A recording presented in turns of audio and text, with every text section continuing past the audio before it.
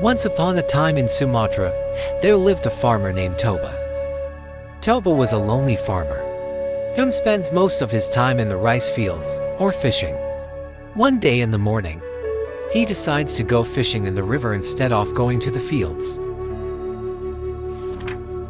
God, hopefully I caught a big fish today.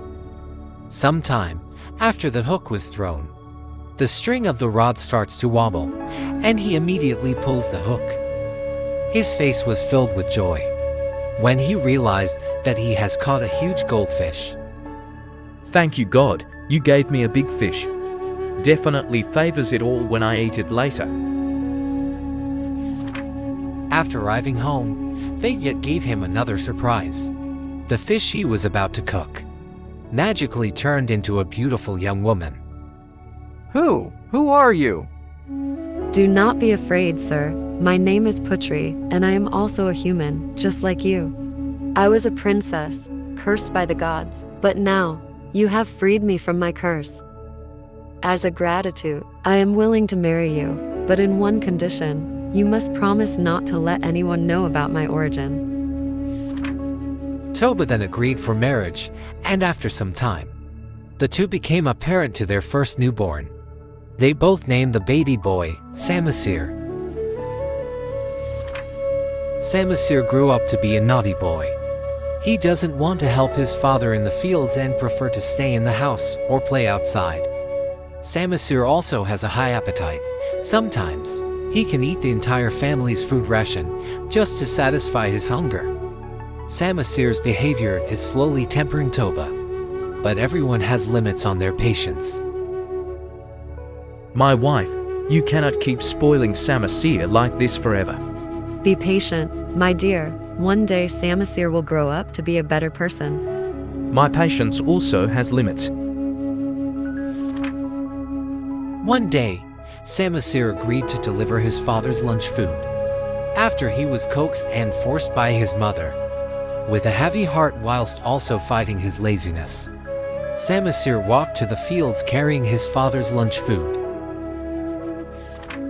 On the way, Samasir felt hungry, so he decided to eat some of his father's lunch. I'm so hungry. Maybe eating a little won't be a problem. Samasir ended up eating most of his father's portion, leaving only a little left for him. Meanwhile, Toba was starving on the fields waiting for his lunch food. He felt a bit happy when he saw Samasir in the distance, delivering his food. His happiness didn't last long, however, after he had found out that there's only a little food left in the box. Samasir, did you eat my food? Why is there only a little left in here? I was hungry, so I ate some. You shouldn't be angry because I left some for you. Unable to control his anger, Toba hit Samasir in the face. Damn you, what a son of a fish you are.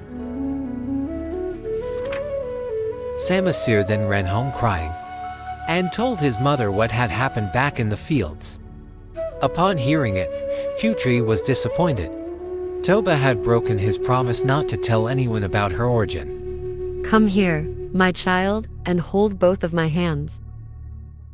Suddenly, a non-stopping water is flowing from where they both stand.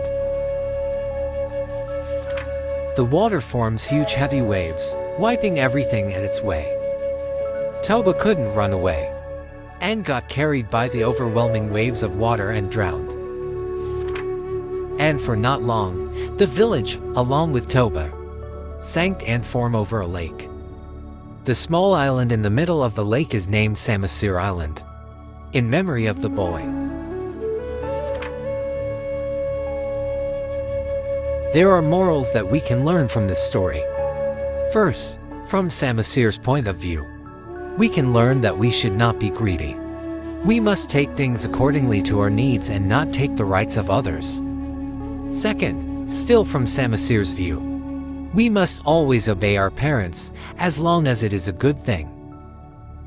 Lastly, from Toba's view, we can learn that we should not be angry and always keep our patience, especially towards younger people, and that we should also always keep our promises.